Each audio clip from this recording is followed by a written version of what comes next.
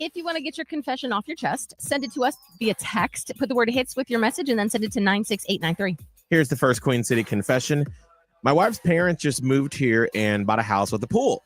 So now we've been spending pretty much every weekend over there. My mother-in-law had a few too many margaritas. We were all hanging by the pool and she starts getting really flirty with me. Complimenting how I look in my swim trunks, calling me handsome over and over. Nothing physical happened, but it was uncomfortable. I don't want to accuse her of anything if I'm reading the situation wrong, but I also don't feel right not saying anything to my wife. I haven't told her yet because I don't want to blow up her relationship with her mom, but part of me thinks I should. Should you let it just play out to see if it goes further or just chalk it up to the margaritas? You might want to just, since this is the apparently one and only time this has ever happened, and there were a lot of drinks involved, it's possible that it's like a one and done, and she had lost her mind for a moment, because that does happen. Now, I would be cautious about spending every single, everybody loves a pool, but y'all can do some other things. There's a lot to do in the area, okay? So, maybe suggest some other things. And then next time you go over, let's just watch the drinks.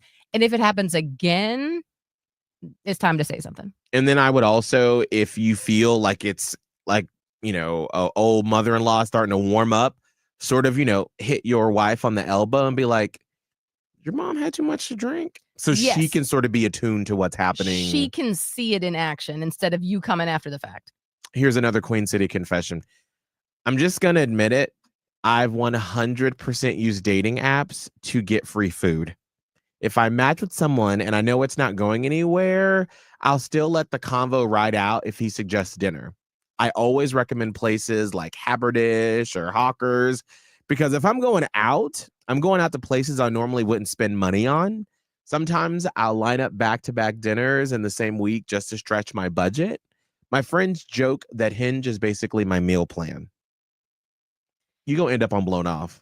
Stop. I was going to say, we have a place for people like you. It's called Blown Off. Stop it. That's not good behavior. Also, how do you do it? Because I would not be able to sit through a meal with someone that I did not like just for eating it. You know what I mean? That's exhausting. That's exhausting to me. I don't have the capacity for all that. Yeah, I don't think it's gonna come back to bite you somehow, because you're putting out bad karma into the universe. Yes, because as big as Charlotte is, people do talk, because you probably are running in the same circles as some of these guys, and then people will start to put two and two together and you will get got. So be careful. And also, would you want someone to do that to you? No, you would not. So let's go back to that. Here's the last Queen City confession.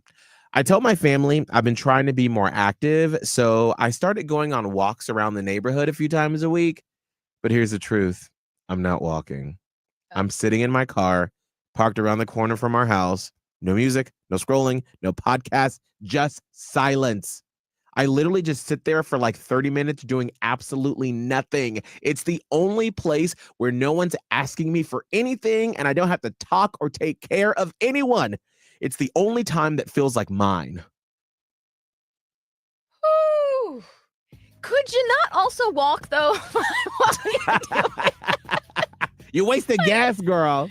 Yeah, and also, you're wasting an opportunity to literally make your body feel better, because obviously it sounds like mentally you're run down. And I hate to tell you this, but you actually would feel better mentally if you got a little physical exercise. Mm-hmm. So do all that. And they'll not going to bother you while you're walking.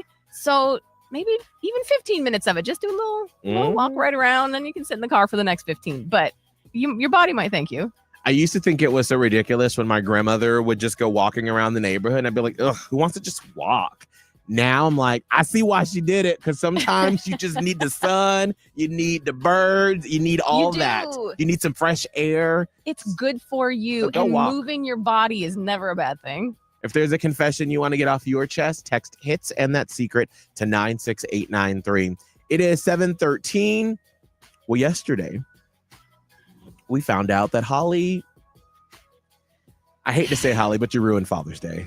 No, I did. Yeah, you ruined it for your fiance. And if you missed that moment, you have got to go catch up. on the iHeartRadio app to the Miguel and Holly Full Show podcast or wherever you listen to podcasts. But I need to know, we all need to know what happened when you got home yesterday with your fiance, because we gave you a couple of ideas of how to sort of make it right with him. Yeah. So we got to see, how did that day go yesterday after the aftermath of Holly with Father's Day? Yeah. We're going to do that next, but right after Teddy Swims, we've got your gold ticket. You're getting tickets to Billie Eilish, Tate McRae, and the Jonas